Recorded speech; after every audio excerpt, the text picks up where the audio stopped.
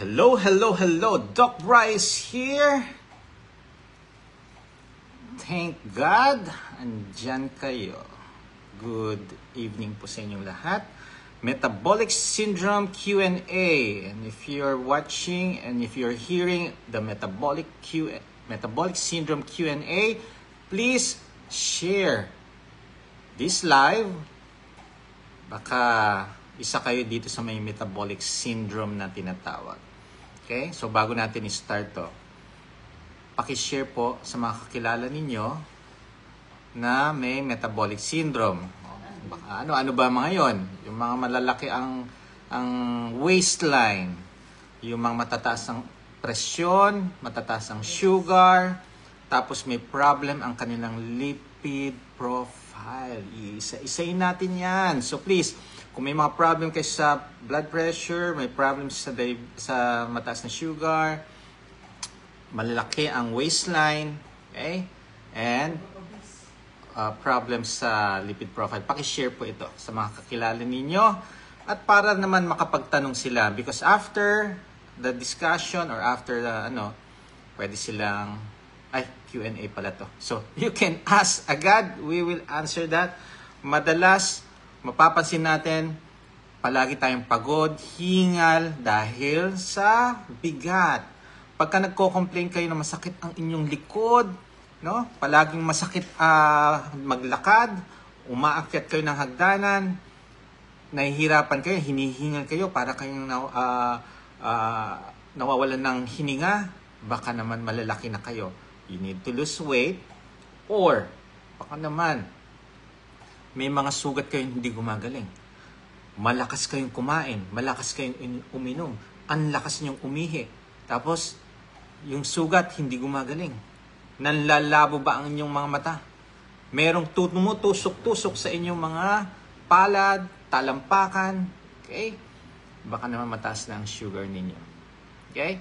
So, please share this and we will give some answers to your questions regarding sa metabolic syndrome. So, isa-isa. There are 5 criteria ang metabolic syndrome. So, number 1 is yung waistline natin. So, paki-measure in inches, no? If sa mga female, 30 inches and below o above 30 inches, pasok yan sa metabolic syndrome. Sa mga male, sa mga lalaki, no? 40 inches and above, pasok po tayo sa metabolic syndrome. So, abdominal circumference, kailangan i-measure nyo. Number 2, kung may blood pressure kayo na matataas, pasok na rin kayo. Number 3, kung matataas ang sugar ninyo, take note kahit hindi kayo magpa-FBS or HbA1c. If you have a random blood sugar, mag-check kayo ng sugar niyo. If you have 200 and above, more than likely diabetic na po tayo. 200 and above. 200 milligrams per deciliter. So, kung meron kayong mga gatherings, check nyo yung mga kakilala nyo or mga kung you care for them. Kasi madalas, undiagnosed, hindi pa alam na meron na palang diabetes. Yung iba, hindi pa alam na may pre-diabetes. So, you need to check once in a while. So, paano? Check lang, random blood sugar. Tingnan niyo kung ang sugar niyo ba ay matataas. Okay? So, mataas ang presyon. Pangatlo, mataas ang sugar. Okay, yung dalawa na natitira, nasa lipid profile. So, yung triglycerides ninyo, if mataas, if your HDL, mababa. So, pasok na pasok kayo. 3 dyan sa criteria, meron kayo metabolic syndrome. So, pagka meron kayo netong mga indication or may 3 dito, meron kayo, anong sinasabi niya? Ibig sabihin niyan, mataas po, high risk for having cardiovascular diseases. So, pwede kayo ma-stroke, heart attack, magkaroon ng diabetes. No? Diyan natin malalaman na pwede tayo magkaroon ng problem sa health kung hindi natin aagapan. The earlier na ma-manage natin, the earlier na ma-reverse natin ito, much better sa health ninyo. Wag niyong pababayaan na malalaki ang tiyan ninyo. Wag niyong pababayaan na palaging mataas ang presyon, mataas ang sugar. Kasi kung hahayaan nyo lang ito, definitely magkakaroon ng complication. So, ano mga complication? Diabetes, stroke, heart attack. Ngayon, if you have uncontrolled sugar, palagi ko yan binabanggit, may complication ng diabetes. One of these is heart attack. One of these is stroke. Imagine mo, doble-doble na ang risk factor nyo, ha? Pasok na sa metabolic syndrome, pag meron pa uncontrolled sugar kayo, pwede pa rin kayo ma-stroke and ma-heart attack. Kaya nga, kahit normal ang BP ninyo, if you have uncontrolled sugar, pwede kayong ma-stroke. Huwag niyong ipagsawalang bahala. Ang sugar, I know, may gamot. Pwede kayong kumain ng mga sugary food, sugar drink. May gamot naman. Huwag niyong idahilan po yung may gamot naman na yan. Because, kung papansinin niyo, if you're going to monitor your blood sugar every 3 months, fasting blood sugar, HbA1c, if this is not controlled, mag-ingat na po tayo. This is a caution for everyone. Signal na po yan sa atin na kailangan natin magbago ng lifestyle. Okay? I know, mahirap siya, pero isalang-alang ba natin ang buhay natin? Yung quality of life natin? Imagine mo, ma-stroke ka, kalahati ng katawan mo, hindi mo maigalaw, bedridden, hindi ka makalakad. Swerte na, yung iba, kung mild stroke, katulad ng mga naging patient ko na naglo-low carb, although nagkamali, na-stroke sila, pero ang galing, walang deficit. Parang ang 2-3 days, may rehab lang na ilang weeks, fully functional ulit ang kanilang yung na-stroke part. So, please, paano nangyari na naka-recover agad? Paano nangyari na nag-improve ang health? If you are doing healthy lifestyle, eating nutrient-dense food, doing fasting, doing exercises, okay? Sleeping properly. Ibig sabihin, hindi nagpupuyat.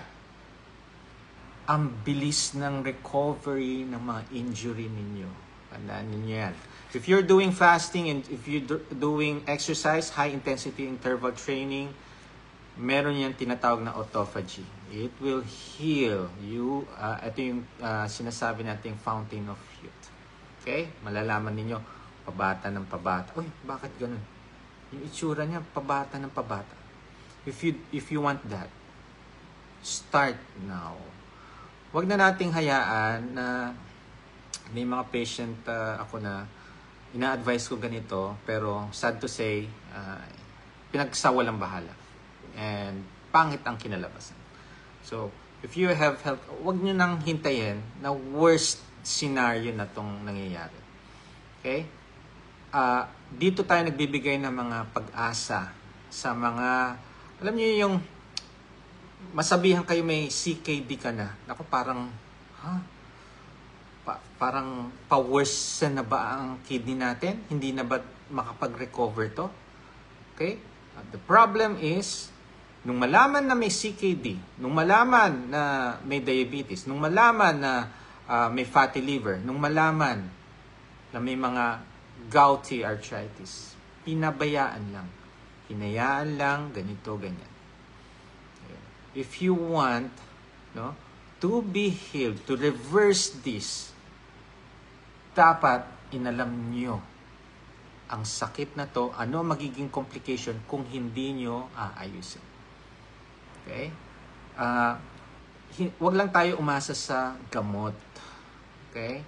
Kailangan tulungan din natin ang ating katawan. I know medication will help, yes, but if you're not going to change your previous lifestyle, baliwala tong medication na to. Sa totoo lang, bakit kayo nagkaroon ng sakit na ganyan? It's not yung lifestyle nyo ngayon. No. Definitely no. Yung lifestyle nyo dati. Ano ba yung lifestyle nyo dati? Puyat. Processed food. Walang panahong magluto. Sugar food, sugar drink. Siyempre, ang sarap kasi yan. Hindi nyo maiiwasan yan. Napaka palatable sa atin. Kaya, kahit na anong gawin, kahit na anong advice niyo. Okay? When you consulted your trusted doctor, eto sasabihin, kumain kayo ng masustansya. Well, you do not follow. Yung pa rin gusto ninyo, yung hinahanap ninyo, yung kine-crave ninyong mga dessert, kine-crave yung mga sugar, kine-crave yung mga processed food. Ayaw na ayaw niyang bitawan. And your health condition worsen. Okay? Pagka mahirap na, saka lang kayo nagbabago. Huwag naman. Ang katawan natin, napakatalino. Pagka may mga nararamdaman na yan, pansinin nyo na. Huwag nyo gawing KSP, kulang sa pansin ang katawan. Kasi katawan, iisa lang katawan natin. Pagka nasira yan, ano na mangyayari sa atin? Diba? So, pansinin ninyo pag kami nararamdaman. And these laboratories, we also give details kung ano yung mga result na ito, i-correlate natin dun sa mga nararamdaman ninyo. Okay? Kaya kadalasan, ang sinasabi ko sa inyo, tao ang ginagamot, hindi papel. Okay? So, please, take care of your body. Etong laboratory, guide yan sa ating if ever may sakit tayo, or guide yan kung talagang may sakit tayo. So, ang uunahin natin tatanungin sa sarili natin, are we sleeping enough hours? Are we drinking water enough? Okay? Are we exercising? Are we eating the right food? Or minsan right food nga, kaso hindi naman gutom, kain pa rin ng kain, may problem pa rin dun. Okay? Yan yung tinatawag kong parang gluttony. So, parang oras-oras, 2 oras, gustong kumain. So, please, if you're not hungry, do not eat. Yan lang yan. Okay? So, please share this, share this live so that they can ask questions regarding their health issues. Kung meron silang metabolic syndrome. So, i-address natin yan. Obesity, number 1, ang dati smoking yung high risk factor for having cancer. Ngayon, obesity na ang pumapalit. So, napakahirap pagka obese tayo, no? I've been there, so alam ko ang feeling, alam ko ang nararamdaman ninyo mga obese. Okay? Overweight, nararamdaman ko rin. Okay? So, please change your lifestyle. From obese to ako, 2XL, down to small or extra small. Pwede na sa akin. Okay? Kaya yan. And those who are high in sugar, ito lang isang sasabihin ko sa iyo. Kung mataas ang sugar ninyo sa dugo, ano yung mga pagkain nagpapataas ng sugar? Iwasan nyo. Okay? Iwasan ninyo. Tingnan nyo, mapapansin nyo. Pagka iniwasan nyo yung mga pagkain nagpapataas ng asukal, gumaganda ang sugar ninyo. Eventually, nagbabawas ako ng gamot sa asukal. Totoo yan. Kanina lang, dami kong mga pasyente, mga merong maintenance, pero pagka pinakita na sa akin ang laboratory, wow, ang gaganda. Okay, we'll take out this medication, pero please continue what you're doing. Then after a month, paulit natin FPS. Pagka maganda, ibig sabihin, no need for medication yan. Kayang-kaya yan. And then, if your lipid profile, triglycerides kung mataas, HDL mababa, hindi na masustansya ang mga kinakain ninyo. Yung mga oil na kinakain ninyo, toxic. Eat nutrient-dense food. Mag-focus kayo sa mga good fats. Ano ba yung mga good fats na yan? Okay? Coconut oil, olive oil, avocado, yan. May mga oil po yan. So, Focus po kayo dyan, tataas ang HDL, yung triglycerides, bababa. Focus sa lutong bahay. Please, change na ang inyong, tawag dito, yung the way you eat your food, no? The way you produce your food. Hindi sa labas, kundi sa loob ng bahay, niluluto ngayon. Taas ang kamay ng mga marurunong magluto. Mas dumadami ngayon hindi marunong magluto. Bakit? Nasasanay na lang, kakain na lang sa labas. Wala na nagluluto. Okay? So kung gusto nyong matuto na magluto, try cook at inside your home. Matutong magluto. Para yung mga kinakain nyo, alam ninyo, healthy. Hindi yung lalabas kayo, kakain kayo sa labas. Ano kaya to? Healthy kaya to? Marami kayong No, hindi nyo napapansin ninyo. Pagka tinikman nyo niya, kinain nyo niya, wow, ang sarap. Hindi nyo na alam ano mga ingredients nun. Okay? Make your taste buds virgin. Gawin nyo siyang virgin. Paano mo magiging virgin? Huwag kayong kakain ng mga yung mga pagkain sa labas. Kumbaga mag-focus lang kayo mga sa pagkain. Lutong bahay, salt and pepper, herbs and spices lang. Eventually, masasanay ang taste buds ninyo, magiging virgin siya. Di ba? So, meron ako isang pasyente, Doc, walang kalasa-lasa. Okay lang yan. Sanayin mo lang kasi nasanay kayo kumakain sa labas. Talagang malasa ang adulterated ang ating taste buds. Skip out na natin yan. Focus muna tayo dito kahit walang lasa. Alam mo, eventually, tuwang-tuwa siya because, wow, Doc, ngayon ko lang na-experience to, salt and pepper, masarap na siya. Why? Kasi naging virgin na ulit yung taste buds natin. Iba yung pakiramdam na alam mong healthy yung kinakain mo, alam mong luto mo, alam mong masarap ang luto mo. Kasi, natikman mo na nakain mo na. Masasanay at masasanay. Ang tao, nag-a-adapt. Ang taste buds, mag-a-adapt din. So, continue nyo lang kung ano yung binago ninyo, kung nagluluto kayo sa bahay, continue nyo yan. If you are going to travel outside, mga 2 hours, 4 hours, magbaon. Kasi sasabihin niyo, Doc, wala talagang it's not possible na kasi nakalimutan ko magbaon. Kailangan kong kumain, gutom na ako. Sabi niyo, eat whenever you're hungry. Well, if you want na ma-handle yung or gumaling yung mga health issues ninyo, magbaon kayo.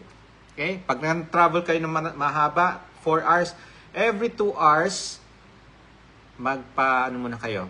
Mag-park sa mga gasolinahan, stretch, lumabas kayo, maglakad. Okay? 2 hours na ang tagal na nakaupo. Okay? 2 hours lang. Then you need to stand, stretch out. Okay? So mga nagbiyahe na mga matatagal dyan, please, kung ang biyahe nyo 3 hours, hatiin nyo 1.5 hours, park, stretch out, mag-CR or maglakad-lakad, then continue your travel. Napaka-importante yan.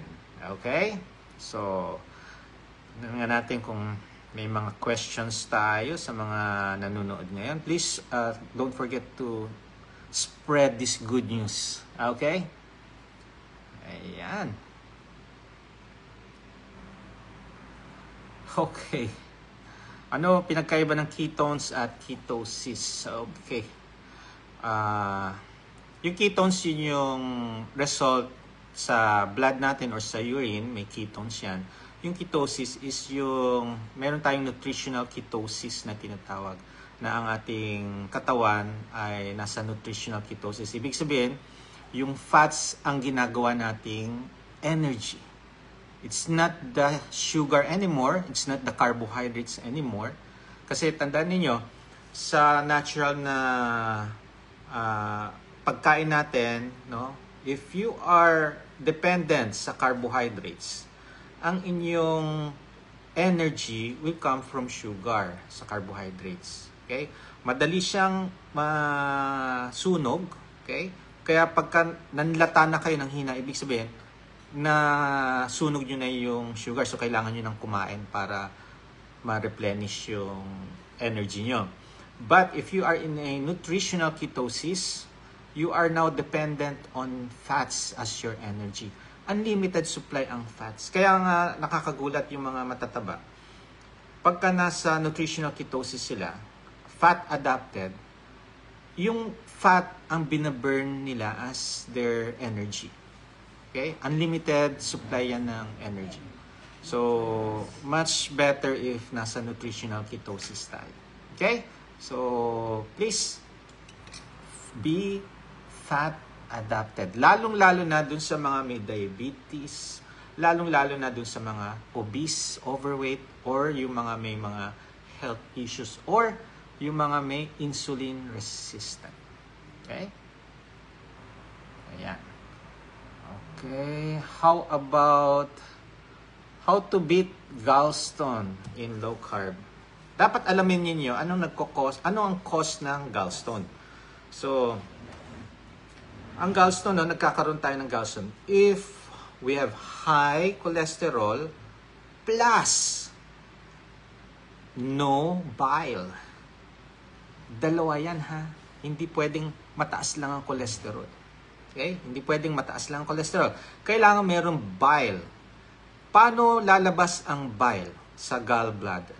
Kailangan may cholesterol. Fats ang nagtitrigger para lumabas ang bile. Ngayon, kung pabababain nyo ang cholesterol nyo, walang fats, low-fat diet, ang bile natin hindi lalabas, it will cause bile stasis. Yan yung nagiging gallstone. I have a patient, 0.5 cm ang gallstone niya. Sabi ko, mag-strict low carb ka, then do fasting, do exercise. Pero syempre, yung fluids, kinumpute ko na. Kailangan minom ka nito, fluids pa rin, para hindi ma-dehydrate. And then after 6 months, yung 0.5 cm niya, naging 0.3 cm yung gallstone. So, lumiit siya. Okay? So, ayan. So, ano pa? Doc, anong gamot sa broken heart, sa puso? Grabe, ha? Wala pang February, broken heart ka na. Malamig ang Pasko. Alam mo, pagka broken-hearted tayo, meron tayong mga family na nag-take-care sa atin, mga kaibigan. Yes, focus muna kayo doon. Hayaan nyo muna mag-heal ang ating puso. And may mga, mga siblings, may mga pamilya tayo na pwede nating doon muna i-focus ang ating attention para mag-heal ang ating puso. Okay? So, huwag kayong mag-stay dyan being broken-hearted. Okay? Labas. Mag-explore. Mamasyal. Okay? Alam mo, panahon ngayon, mga dalaga at binata, mas gusto nila na mamasyal. Gusto nila mag-abroad. Umalis. Mag-explore sila. Okay? Doc, how about vertigo? Okay. Alamin natin anong nag-cause ng vertigo. So number 1, if you're not nasa low carb, madalas mga patient nahilo or may vertigo, so gamot agad. Number 1, titingnan ninyo is, are you drinking enough water? Pagka dehydrated tayo, lalo na kung naglo-low carb kayo, lalo kayong madi-dehydrate. Hilo yan. Okay? So, kung alam niyo hindi kayo dehydrated, you're drinking enough water. Eto pag sobrang iniinom niyang water, dehydration din yan. Ihi kayo ng ihi. Okay, so if ma-handle na natin yung fluids natin, nahihilo pa rin kayo. Are you eating enough food? Baka naman extended kayo masyado ng fasting. Okay? It can cause hilo. Okay, another thing is, are you sleeping at night late at night? Sleeping late at night, or minsan, yung iba 1 a.m. natutulog. 2 a.m. Lately, I think 3 days yata na may headache ako pagkagising. Hindi ako talagang walang ka-energy. Bakit? Iba kasi nung Europe, iba yung time. Kaya nung nandito na sa Pinas, ang tulog ko 2 a.m., 3 a.m. Doon lang ako nakakatulog. Okay? So, pero ngayon, etong morning, okay. Wala nang headache. So, adjusted na. So, tingnan nyo, very lively ako ngayon. Diba? So, ano pa? So, food, fluids, tulog. Okay. Ngayon, kung hindi nyo na-handle yan, saka kayo magpapakonsulta. Baka merong ear infection, may colds, can cause also vertigo kasi malapit yan sa ear. Okay? Huwag agad yung consult agad kasi kailangan alamin nyo muna yung lifestyle ninyo. Palagi kayo nagpupuyat, talaga mahihilo kayo or sasakit ang ulo. Okay?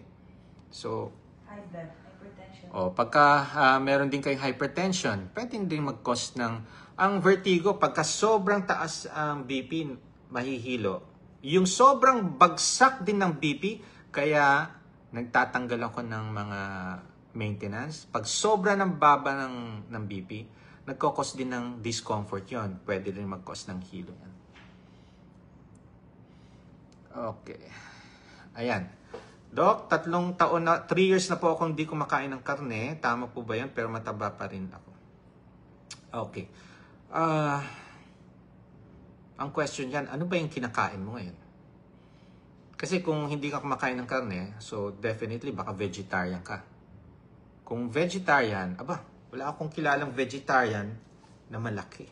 Alam mo, lahat ng kilala kong vegetarian, ang papayat, ang liliit ng pewang nila. Hindi sila pasok sa metabolic syndrome. Okay? Yes, no? Ang papayat nila. Yan ang vegetarian. Pero kung hindi ka pumapayat, mataba pa rin, ay sigurado yan. High carber. Pagka puro kanin, tinapay, pansit ang kinakain natin, hindi ka talaga maglulus ng weight. I've been there, no? Kahit na mag-exercise ako na mag-exercise. Kasi ang thinking, as a doctor, no? Ang thinking ko, papayat ako, magiging healthy ako pagka mag-exercise. Lo and behold, nag-join ako ng triathlon, nag-aral pa ako mag-swimming, no? Para makapag-triathlon, duathlon, doing marathon, tumatakbo. Sumali ako ng Milo Marathon. Okay? Mataba. Hindi ako pumayat. Maglulus ako ng weight, mag-gain ako ng weight. Okay? Yan ang alam ko, yung mga sinasabing carbo loading. Hindi nag-improve ang aking weight. Kahit very active na ako. Nung nagtanggal lang ako ng mga processed food, mga high carbs, no? Doon lang umoke ang aking timbang. Kaya, well, it's your choice, no? Hindi ko naman kayo pipilitin na mag-low carb. Kung ano yung pwede kayo mag-vegetarian, okay din po yan. Okay? Kung ano yung pwede sa inyo. Okay? Kaya nga, ang lifestyle choices is individualized. Kung kailangan natin magpakonsulta, mga laboratory-based na yung labs, kailangan natin yan. Then, titingnan natin kung okay sa inyo. Kasi, for 4 years, nag-handle ako ng mga patient na naglo-low carb, ha? Ito, gusto nila mag-low carb. Gusto nila ito mag-keto, mag-carnivore. Tinuruan ko sila kung anong dapat na, pag kami mga concern, ma-address na agad. Kasi, they're doing it by themselves, walang guidance. So, nung nagpa-consult, nag-guide natin kung ano yung mga problem, inaayos natin. Iba-iba ang mga problem nila. Yung iba naman, same problem, pero iba ang management. Iba ang treatment doon. Kaya, kailangan nyo magpa-consulta if you have discomfort or may mga concern kayo. Kailangan nyo magpa-consulta talaga. Okay, so, if you want, you can do the low carb. You can do the liberal, the moderate. It's your choice. Pero kung pagka may mga health conditions, much better is yung strict low carb. Pero may nag-guide sa inyo na doktor. Hindi pwedeng walang nag-guide. Napakahirap.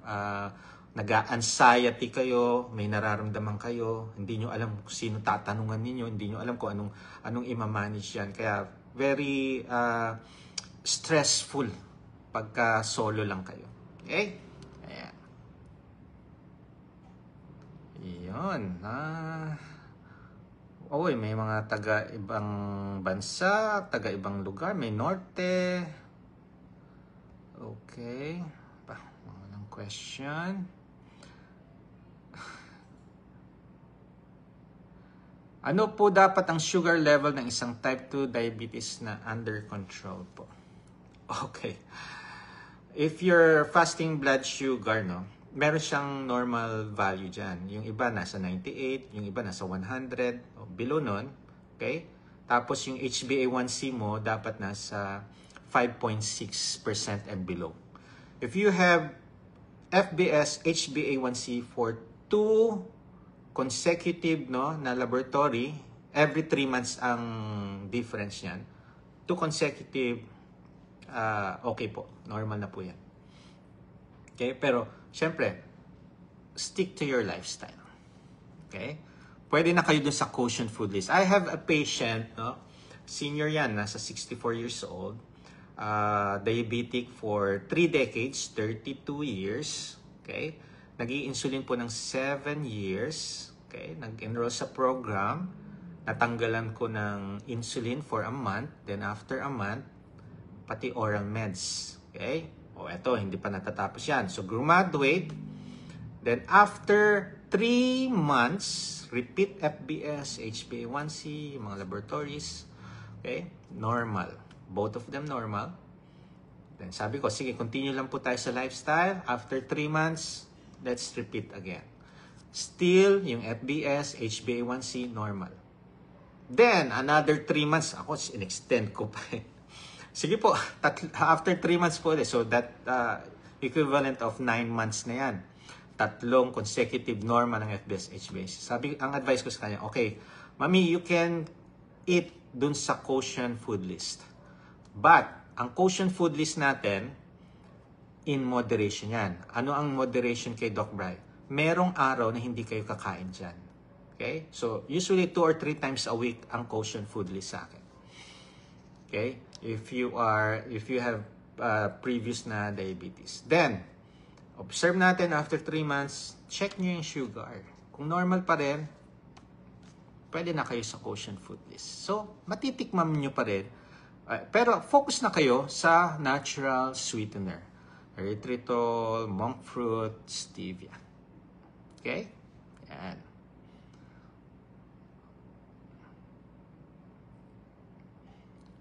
Okay. Hindi ako naniniwala sa doctor. Okay, it's your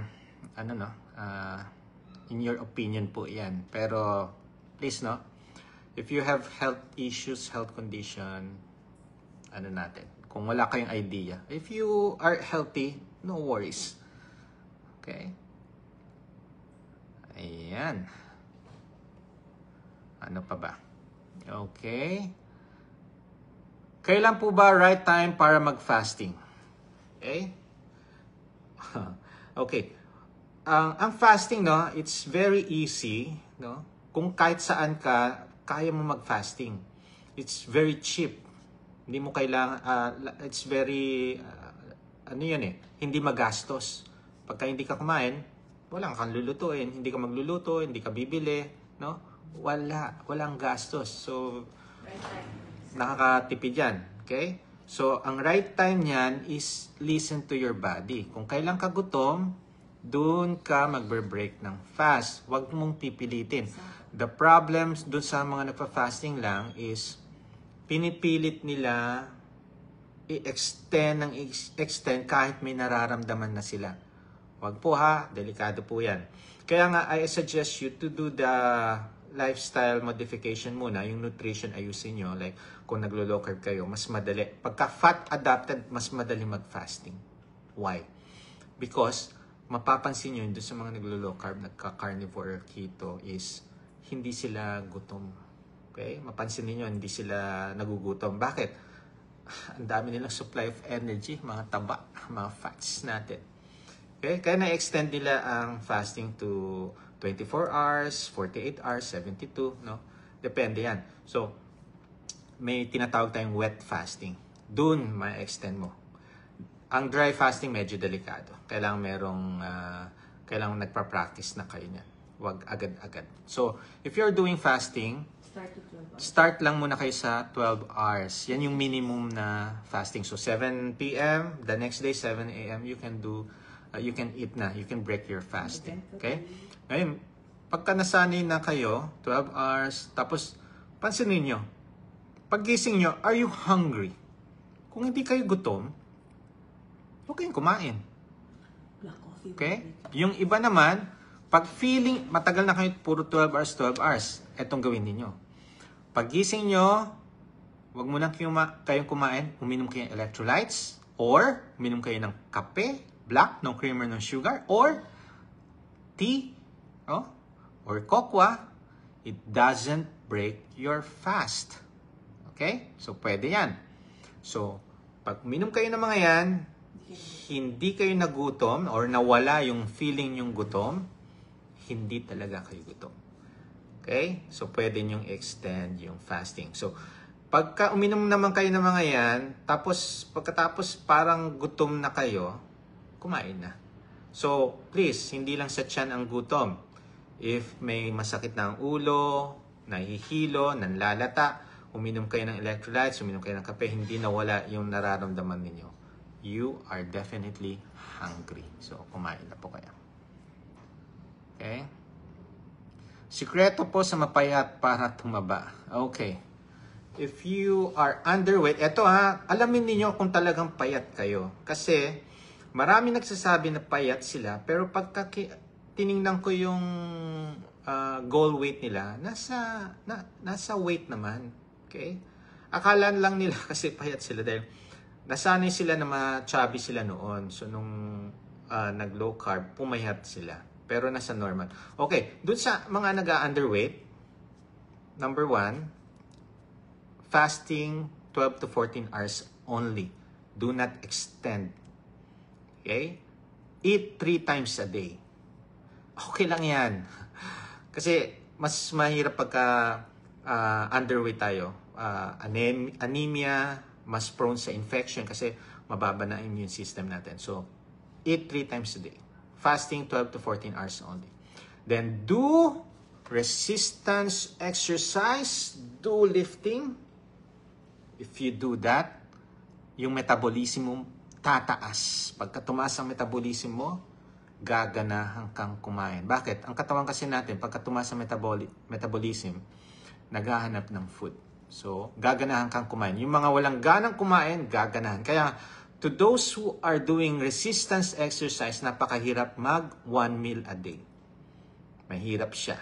Meron nakakagawa, pero yung iba mahirap kasi nagugutom sila. Okay. Thanks, Doc. Yes, true low carb is amazing result. Yes. Yan yung mga comment nila. Tuwang-tuwa sila. Okay. Okay. Hello, kailan po? Ayan. Doc, pwede po paturo sa fasting. Yes, start muna sa 12 hours. Okay?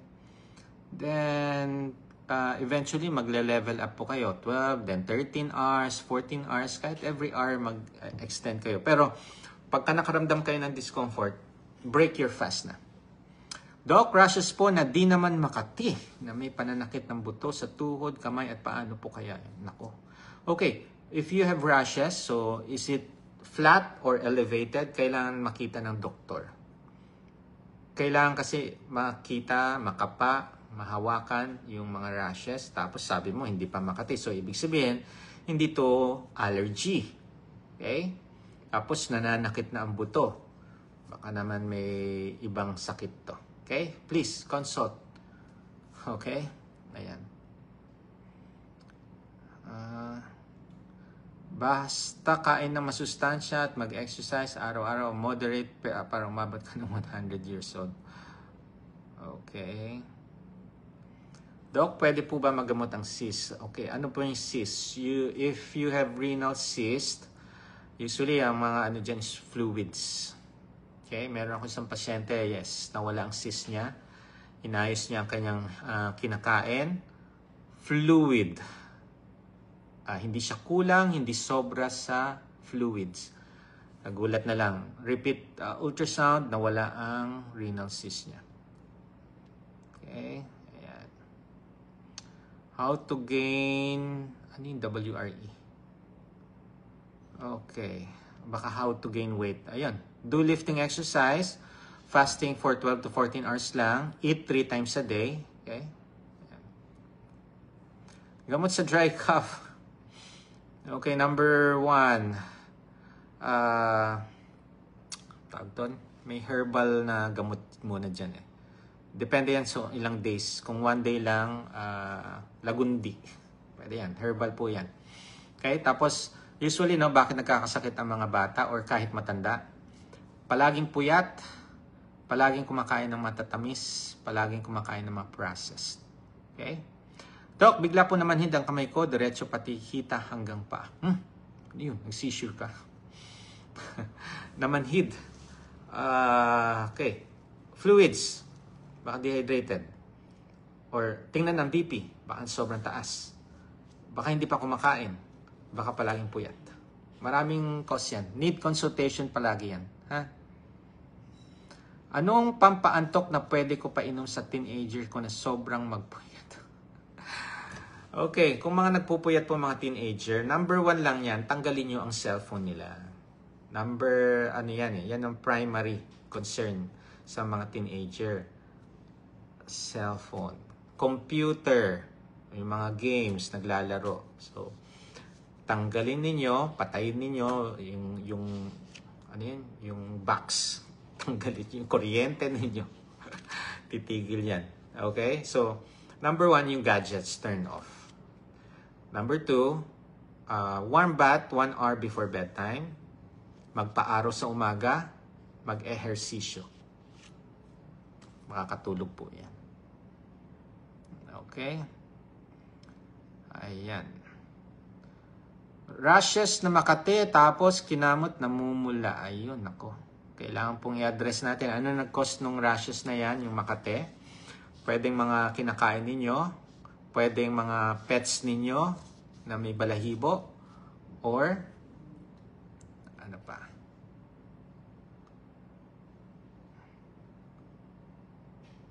Yan. So, ayusin ninyo yung ano. Baka may environmental factors na nagkukos ng allergy. Okay? So, consult pa rin, ha? Most common nung intern ako, most common na ina-admit namin sa allergy, processed food. Yung easy to cook, yung 3 minutes lang luto na. Okay? Or yung mga nasa lata. Yun yung nagkukos ng allergy na ina-admit namin. Okay?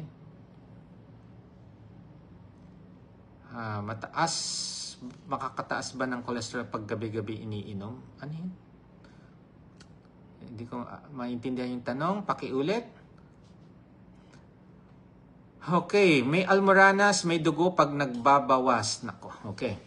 May mga grading yung mga hemorrhoid po, yung almoranas. So, pa-check up ninyo kung anong grade na. Kung nagdudugo, dapat i-address natin yan. Okay, check up nyo agad. Baka kailangang tanggalin yung almoranas na yan. Okay? Ayan. Anong magandang gawin po sa may gout na laging masakit ang paa? Okay. So, usually, no, ang gout, no, pagkamataas ang uric acid natin. So, 2/3 of high uric acid comes from our body. Okay? 1/3 comes from our food that we eat. Okay, so, kung gusto niyo mapababa ang uric acid, hydration, yan, tamang mga pagkain. Pero mas common is yung hydration. Okay? Tanggalin niyo po ang mga processed food, sugar drink. Magugulat kayo, mawawala yung gout na yan. Okay? Ayan. Wow, paulit-ulit ang tanong. Please, ano pa yung mga para mag-gain ng weight, anong dapat kainin? Underweight na, nagtanong kanina. Okay. Do lifting exercise. Ang ano yan is, you need to eat, no? Pagka nagli-lifting kayo, you need protein. Okay? Kailangan natin ng protein. Kaya di ba yung mga nagba-bodybuilding, May protein shake sila, may creatine pa nga, no? Para mag-gain sila ng muscle. So, mas mabigat ang muscle kaysa sa fats. Kaya nag-gain sila ng timbang. Okay, pwede ba ang fasting sa may GERD? Okay. Ang gagawin muna natin is address muna yung GERD. So, ano ba ang address sa GERD? All sugar food, all processed food, all high carbs or refined carbohydrates, tanggalin ninyo. Ma-address ang GERD. And eventually, yung fasting will follow pagka nag-low carb. Tinanggal nyo yung mga processed, tinanggal nyo yung mga high carbs, tinanggal nyo yung mga sugar food. Eventually, yung fasting will follow. Okay?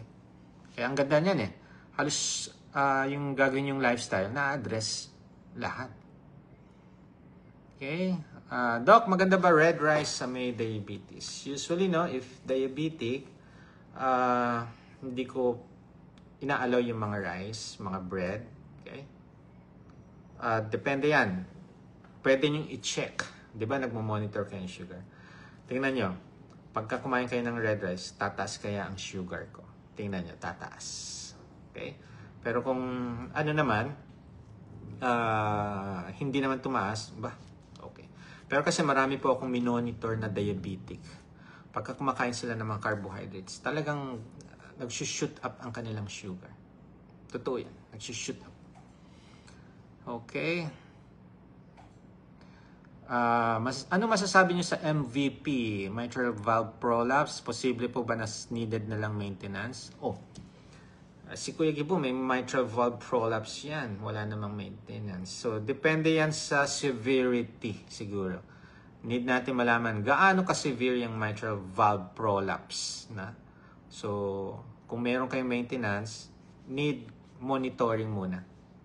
Okay? Kung tama ba yung ginagawa niyong paglo-low carb. Okay? Ayan. Pababa po ba fluimusil ng CREA? Yun pa kasi reseta sa akin. Okay. Ang fluimusil, binibigay ko sa mga respiratory problem, no? Kung may mahalak, maplema. Not sure sa CREA. I'll get back to you. Okay? Kasi, paano bababa yung CREA? Dapat tama lang yung kinakain ninyo. Kung BUN, mataas din, so baka may CKD. Pagka matataas ang CREA, BUN normal, iisipin ko muna baka dehydration. So, titingnan ko ang CBC. Kung normal naman ang hindi mababa ang pulang dugo, hindi mababa ang hemoglobin. So, pwedeng hindi CKD. Aalamin ko ngayon. Ano ang lifestyle mo? Dehydrated ka ba? Hindi ka umiinom ng tubig? No? Yan ang mga itatanong ko. Kasi kadalasan pagka mataas ang CREA, pwedeng dehydration muna. I-address mo yung fluids mo, titingnan natin kung magno-normal. Kung talagang ang problem is CREA, maraming aayusin, maraming i-correct sa mga kinakain, maraming i-correct dun sa lifestyle mo if mataas ang CREA. Okay? Hello, Doc. Kapag nagme-maintenance po ba ng pang-high blood, pwede po ba mag-take ng collagen capsule? Yes, okay lang po naman yan. Okay. Pwede po ba pork sa may hypertension sa low carb? Okay, sa low carb po, no? Protein, yes. Pero meron din veggies sa low carb. Pwede rin yan. Unless you are oxalate sensitive. So, pagka oxalate sensitive, nililesen ko ang veggies or tinatanggal ko. Yes, pwede naman po yung pork. Okay. Ang BP ko is 140/70, tapos wala pang isang minute. Inulit ko, naging 122/77. Okay. Much better, no? Usually, pwede na yung dalawa ulitin, i-average nyo na lang. So, nothing to worry. Okay? So, ayusin nyo yung lifestyle niyo. Baka palagi kayo nagpupuyat, kaya nagiging erratic ang BP. Okay? Tapos, nai-stress kayo, no? Maraming cause ng hypertension. Kaya, please, Change your lifestyle kung gusto nyo mag-normalize yan. Bigla po sumakit paa, binti at tuhod, pero mas masakit daw tuhod pati balakang, posible pa uric acid. Pwede, kung namamaga ang mga joint. Kung bigla sumakit, eto if you are not drinking enough water, sumasakit din po ang katawan natin. Okay? Sasakit din. Kung if you are overweight or obese, pwedeng sumakit ang tuhod. Ngayon, bakit biglang sumakit? Yun ang katanungan. Nagbuhat ba? Meron bang ginawa na exercise na mali? Pwedeng biglang sasakit yan. Okay? Usually pagka gout, paggising nyo sa umaga, hindi kayo makalakad. Ang sakit. No? Gout yun. Paggising nyo. Best time to take ACB, apple cider vinegar. And okay lang ba uminom kahit feeling gutom? Thank you. Okay. Best time, you can take that with or without meal twice a day. So, pwedeng morning, pwedeng evening. Yung iba, mas gusto nila after meal. Pwede rin naman. Basta ang mahalaga, no? When you take your ACV or apple cider vinegar, use straw. Okay. Oy, eczema. Yes. Definitely. Mga eczema, mga skin disease, lalo na yung mga psoriasis. May mga patient po kami had eczema, had psoriasis, lifestyle change, inayos ang kinain, na correct, gumanda ang kutis. Okay? Ayan. Anong maganda sa baga para lumakas? Exercise. Tumakbo ka. Okay? Lang. Inhale, exhale. Yan. We need resistance exercise and cardio exercise sa lungs din yan. Okay? Ayan. Cardio, di ba? Oo. For the cardio. Okay. Doc, CKD na ba pag sumakit yung likod bandang balakang? Hindi. Hindi yan CKD. Kailangan merong BUN CREA, tapos yung EGFR mo, ipapakompute mo siya. Okay? So, yung sumasakit yung balakang, maraming cause niyan. Pwedeng overweight, so yung bigat mo, or pagka matagal kang nakaupo, or pagka nagbuhat ka ng mabibigat. Okay? Doc, type 2 diabetic, sumasakit po leeg ko hanggang shoulder, months na po, may connect po kaya. Okay. If you're type 2 diabetics, syempre, maraming inflammation yan. So, pagka nagkakos ng inflammation, pwedeng may sumakit. So, number is either dehydrated din, hindi ka uminom ng tubig. Well, kadalasan, ang problem sa diabetes, malakas uminom ng tubig. Malakas umihi, so nadi-dehydrate. Okay? I-control mo ang sugar, magulat ka, baka mawala yung sumasakit sa inyo. Doc, 16 years old po. Ano po pwede ko gawin? Meron po kasi akong concentric hypertrophy of the left ventricle. Okay. Alamin natin ano nag-cause. Ano ang lifestyle ng 16 years old? So, ano advice ng cardio? Okay. So, lumaki, hypertrophy. Ano po? Obese po ba yung 16 years old? Much better is makita at ma-investigate, no, yung teenager. Doc, ako po mataas po uric acid ko, mga 800 plus. Naku, taas nun ah. Times 2 yata yun. At may kidney stone. Naku. Kailangan po natin ng consultation. Need natin na magreseta ng gamot. Tapos i-advise ko ano. Kidney stone, dehydration. Uric acid, dehydration. Tapos, need na natin. Kasi sigurado hindi ka nakakalakad yan. Sobrang taas yan eh. Sakit yan. Every step you make, painful. Mahanginan lang. Okay. Yung iba nga, ma-electrifanan yan, mahanginan. Napakasakit. Okay. Hindi naman, pagka may protein sa urinalysis, hindi naman CKD agad. Okay? Baka naman may infection. Pwede yan. Alamin nyo yung BUN CREA nyo. What food good for PCOS? Usually, no, advice ng mga OB nyo, pagka PCOS kayo, mag-lose ng weight. So, paano kayo makapag-lose ng weight? Eat nutrient-dense food, tanggalin yung processed food, tanggalin yung mga sugar, sweetener. Okay? Okay? Papayat po kayo, ma-address yung PCOS. Okay. Osteoarthritis. Ayan. Dapat kakainin. Nutrient-dense food pa rin. Tanggalin yung sugar. Okay? Then, ma-address natin yung inflammation na yan. Okay. Ano pa? 16 years old, biglang nagpapalpitate sa gilid ng leeg. Ano po kaya yun? 3 episodes. Kailangan pong mag-ECG, alamin ang heart, kung may problem sa heart, no? Kung yung jugular, nakikita yung, baka naman payat. Pagkapayat kasi kitang-kita yung pagpalpitate pala. Tumaas ang BP ko, pwedeng stress, pwedeng puyat, no? Pwede po yan. Doc, payat po ako. Buhat ka. Doc, can I go back carnivore as nag-shoot BP ko nang nag-stop? Takot na ako. Hypertense now with maintenance.